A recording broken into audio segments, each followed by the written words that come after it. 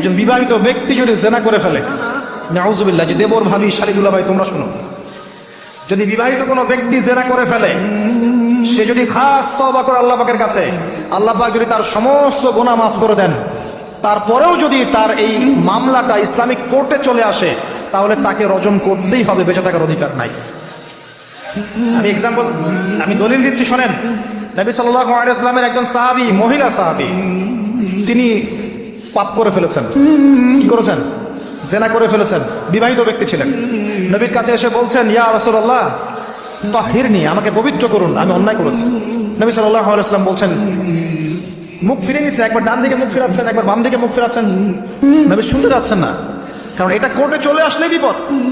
নবীজি বলছেন, বাসায় যাও, বাসায় যাও, তওবা করো, আল্লাহর কাছে তওবা করো, আল্লাহ মাফ করে দিবে। বাসায় চলে যাও, বাসায় চলে যাও, তওবা করো, আল্লাহ মাফ করে দিবে। সে মহিলা বলছে, না ইয়া রাসূলুল্লাহ, আমি অনেক বড় অন্যায় করেছি, আমাকে পবিত্র করুন। আপনি পবিত্র না করেন তাহলে পরকালে আল্লাহ আমাকে শাস্তি দিবেন, আমাকে পবিত্র করুন। নবী সাল্লাল্লাহু আলাইহি ওয়াসাল্লাম বললেন, বাসায় যাও, তুমি গর্ভবতী হয়েছ, হ্যাঁ, বাচ্চা খালাস করো, তারপরে এসো, তোমার বিচার করে দেওয়া হবে।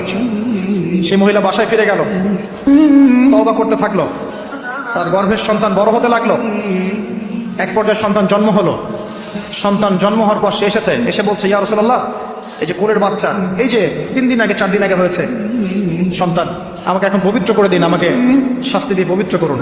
নবী সাল্লাল্লাহু আলাইহি ওয়াসাল্লাম বাচ্চাটিকে তাকিয়ে বলছেন যে এই বাচ্চাকে দুধ পান করাতে হবে। এবার তিনি নবী সাল্লাল্লাহু আলাইহি ওয়াসাল্লামকে বলছেন, ইয়া রাসূলুল্লাহ, এই যে আমার বাচ্চা এখন রুটি খেতে পারে, আমাকে এখন পবিত্র করুন। নবী সাল্লাল্লাহু আলাইহি ওয়াসাল্লাম একজন মুসলিমকে বললেন, এই বাচ্চার দায়িত্ব কে নিতে পারবে? একজন মুসলিম সাহাবী বললেন যে আমি নিব ইয়া রাসূলুল্লাহ। তখন তার হাতে বাচ্চাকে সুপর্দ করা হলো। বাচ্চাকে সুপর্দ করার পর এই মহিলাকে নিয়ে যাওয়া হচ্ছে। সাহাবীকে বলা হলো, অন্যান্য সাহাবীদেরকে বলা হলো, তোমরা এই মহিলাকে নিয়ে যাও, নিয়ে গিয়ে রজম করো, অর্ধেক মাটিতে পুঁতে ফেলে পাথর নিক্ষেপ করে হত্যা করো। এবার সাহাবীরা এই কাজ করছেন। খালিদ বিন ওয়ালিদ রাদিয়াল্লাহু আনহু, বিখ্যাত বীর সাহাবী, তিনি তখন মুসলিম হয়েছেন এবং অনেক যুদ্ধের নেতৃত্ব দিচ্ছেন। তিনি একটা পাথর নিক্ষেপ করেছেন, এই পাথরের নিক্ষিপ্ত পাথরের আঘাতে রক্তের ফিনকি ছিটকে এসে খালিদ বিন ওয়ালিদ রাদিয়াল্লাহু আনহুর এই যে কাপড়ের মধ্যে পড়েছে। তখন খালিদ বিন ওয়ালিদ রাদিয়াল্লাহু আনহু তিনি বলছেন, ছি, আমার কাপড়ে একজন ব্যভিচারী নারীর রক্ত পড়লো, এরকম একটা স্টেটমেন্ট তিনি করেছেন।